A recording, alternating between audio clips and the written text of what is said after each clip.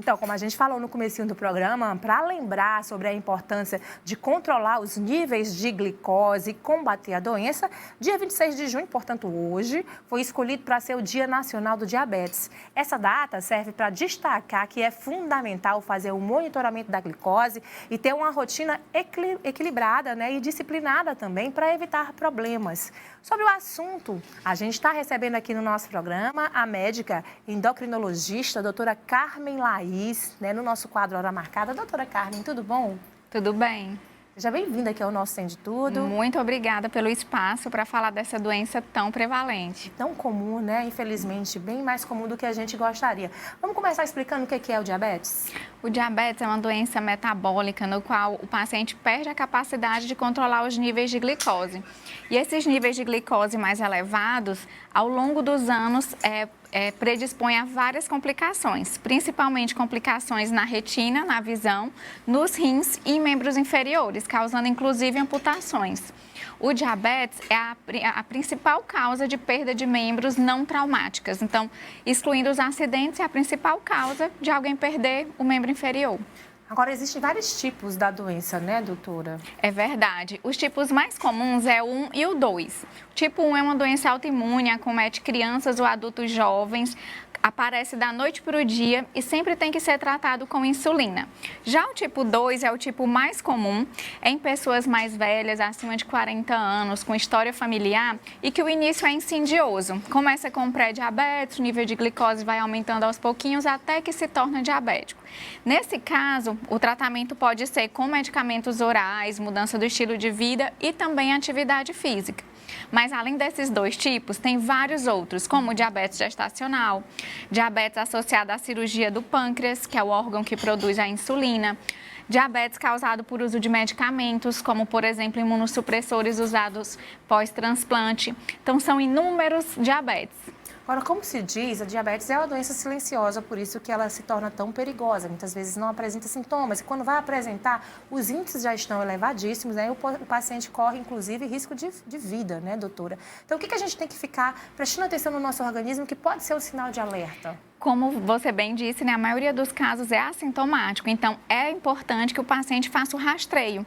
E a indicação de rastrear é para qualquer paciente acima dos 40 anos e menos de 40 quando tem história familiar, obesidade, sedentarismo, mulheres que tiveram filhos muito grandes, acima de 4 quilos. Então é importante o rastreio para que o diagnóstico aconteça antes de os sintomas surgirem. Mas os sintomas de diabetes, quando está muito elevado, é urinar muito, perda de peso, muita fome, fraqueza, alteração de visão. E aí o diagnóstico é simples com exames de sangue. Justamente isso que eu ia perguntar, né? Então é fácil de se identificar a doença para daí ter início ao tratamento. E doutora, como é que é o tratamento? A gente sabe que o diabetes não tem cura. Então como fazer para conviver controlando esses índices e você ter uma qualidade de vida maior? É muito importante buscar a ajuda dos profissionais para essa orientação.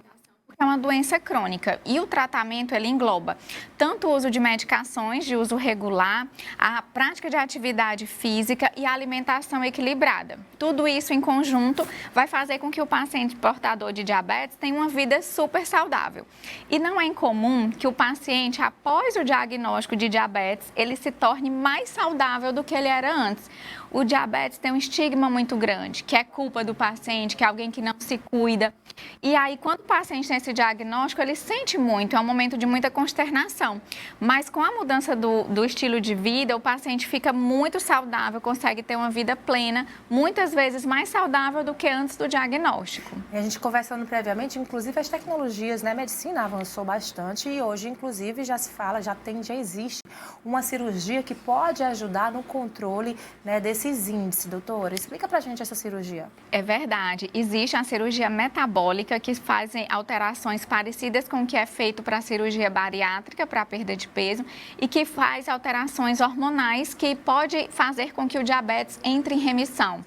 Ainda estamos estabelecendo quando ela é melhor indicada, provavelmente para aquelas pessoas que tenham diabetes há menos de 5 anos, por exemplo, pacientes mais jovens têm mais chance de entrar em remissão, que é ficar com a doença controlada sem uso de medicamentos. E é importante a gente destacar que o tratamento do diabetes avança a passos largos. largos, né? Hoje em dia a gente já tem aqueles monitores de glicose que permite você verificar o quanto está a glicose sem ter que furar o dedo através de um sensorzinho que fica colado ao braço, você só escaneia com o celular. Há várias medicações novas, a gente ficou uns anos sem progredir muito com relação às medicações. Mas agora a gente tem inúmeras medicações sendo lançadas, né? Então, e o tratamento cirúrgico, então, cada vez mais opções para tratar bem o diabetes. Agora, no caso de crianças, você falou que acontece também, nesse caso já é de origem genética, né, a doença. É mais difícil esse tratamento? Ou como você explicou, por se tratar da pessoa estar sendo tratada desde muito cedo, as chances de ter uma vida normal são maiores?